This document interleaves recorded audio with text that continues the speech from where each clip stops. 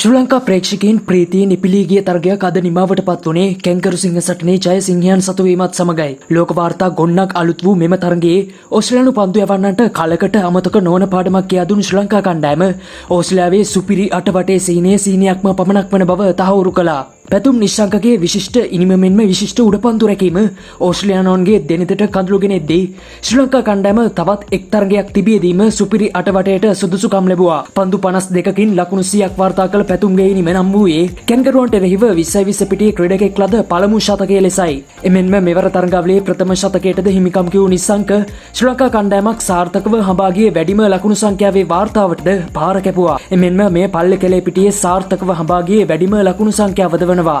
එමෙන්ම කුසල් මෙන්ඩිස් වාර්තා කළ ලකුණු 51ත් සමග ඔහු පිට මෙම තරගාවලියේ වාර්තා කළ තුන්වන අර්ධ ශතකය වාර්තා කළේ ලෝක කුසලාන තරගාවලියකදී එම දස්කම් පෑ 5 වෙනි ක්‍රීඩකයා වෙමින්. මීට පෙර මහිල ජයවර්ධන, බාබර් අසම්, විරාට් කොහ්ලි සහ ලෝකේෂ් රාහුල් වැනි ප්‍රබල ක්‍රීඩකින් මෙම වාර්තාව පසු කර තිබුණා.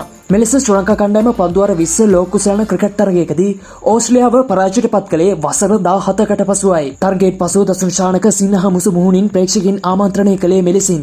ගොඩක් ස්තුතියි හැමෝටම අපේ අමාරුම වෙලාවේ අපි පස්සෙන් ඉඳලා අපිව සපෝට් කරාට.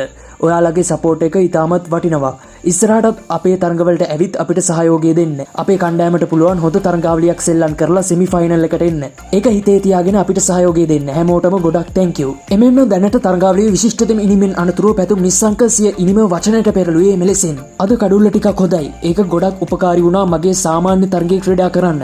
අපි පවර් ප්ලේ එකේදී සැලසුම් කරේ පුළුවන් උපරිම ලකුණු ලබා ගන්න. කුසල් අයියයි මායි එකතු වෙලා හොඳ සමත්තාවක් ගොඩ නැගුවා. කුසල් අයියා ඉතාමත් හොඳට පිටිකරණය යෙදුණා. ඒක තමයි ලොකු හේතුවක් උනේ අපිට තරගයේ මේ තරම් ලේසියෙන් ජයග්‍රහණය කිරීමට. යනුවෙන් පැතුම් නිස්සංක සඳහන් කළා. එමෙන්ම පල්ලෙකැලේ සාදයට එක් වූ පවන් රත්නායකගේ කාර්යද ඉතාමත් සුවිශේෂී වුණා. පන්දු 18කින් ලකුණු 28ක් වාර්තා කරමින් ඔහු ශ්‍රී ලංකා කණ්ඩායම සුරැකිව විශිෂ්ට අවසානයක් කරගෙන ගියේ පවන්ට විස බෑ කිව් ලොක්කන්ට පිත්තෙන් උත්තර දෙමින්. මේ විශිෂ්ට ජයත් සමග සුපිරි අටවටයට අඩියට බූ ශ්‍රී ලංකා කණ්ඩායමේ ඉදිරි ගමන පිළිබඳව සියලු තොරතුරු ඉදිරියේදී ඔබට ගෙනීමට අප බලාපොරොත්තු වනවා. එතෙක් ඔබට සුබ දවසක්.